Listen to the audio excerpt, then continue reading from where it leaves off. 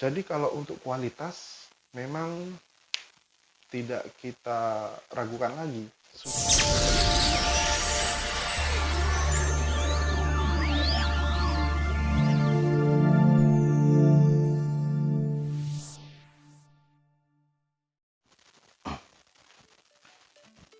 Assalamualaikum warahmatullahi wabarakatuh. Video ini mungkin bisa menjadi ide bisnis untuk teman-teman sekalian.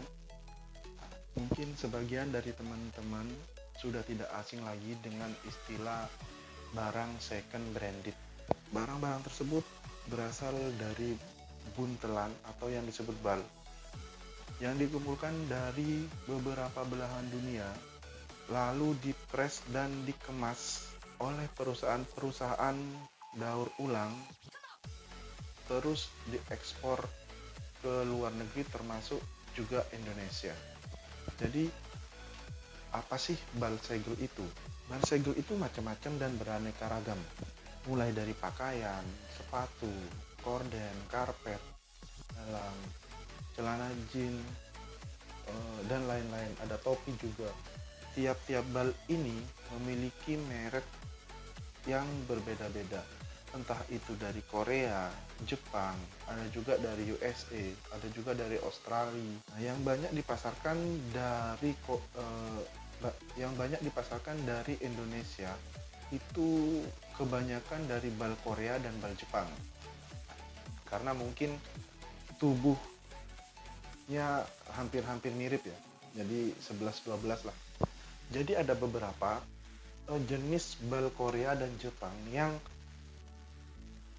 pasarannya meluas di Indonesia. Jadi kalau seperti bal Jepang ada Hongyang, ada Ikiwa, ada Sumo. Terus kalau yang bal Korea ada Tika Matahari, Balka, Jingsung, Edgood, dan lain-lain. Biasanya dalam satu bal itu hanya ada satu tipe. Contohnya kalau celana panjang, itu celana panjang semua. Kaos cewek oblong, kaos cewek semua. Jadi tidak ada yang campur. Jadi kalau dress, dress semua. Topi, topi semua. Tas, tas semua. Terus isinya gimana?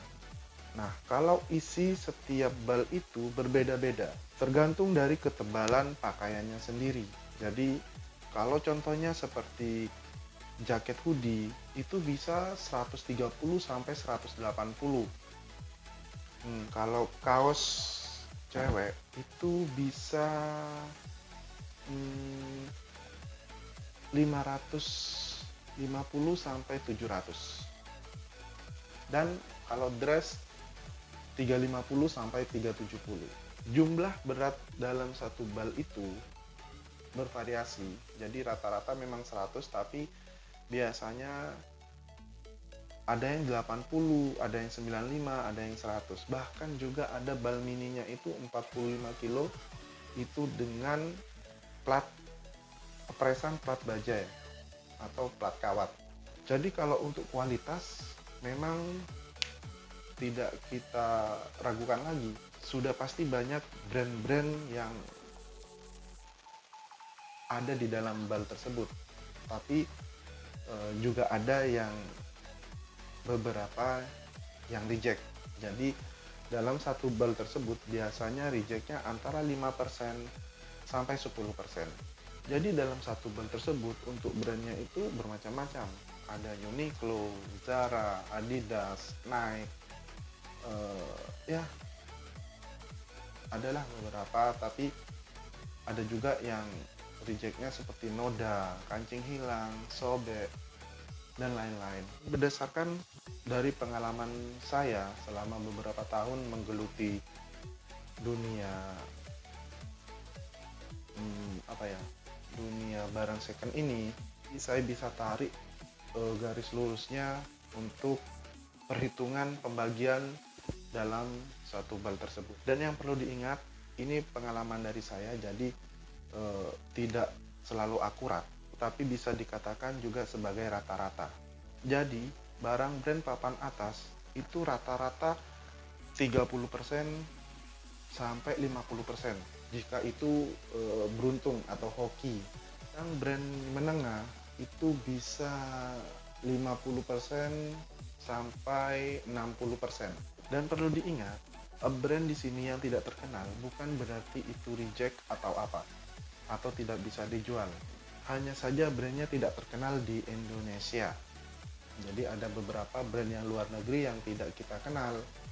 So, kalau ada yang bertanya tentang masalah reject, loh, rejectnya kok sedikit, 5% sampai 10%. Sekali lagi, itu hanya perkiraan. Jadi hanya perkiraan, tapi kita tidak tahu yang kita temukan di lapangan. Nah, biasanya ada harga, ada kualitas. Seperti itu sih. Jadi balnya semakin mahal, biasanya sih semakin bersih. Jadi yang saya pernah temukan di lapangan, 10% itu tidak lebih dari 10 piece untuk yang reject.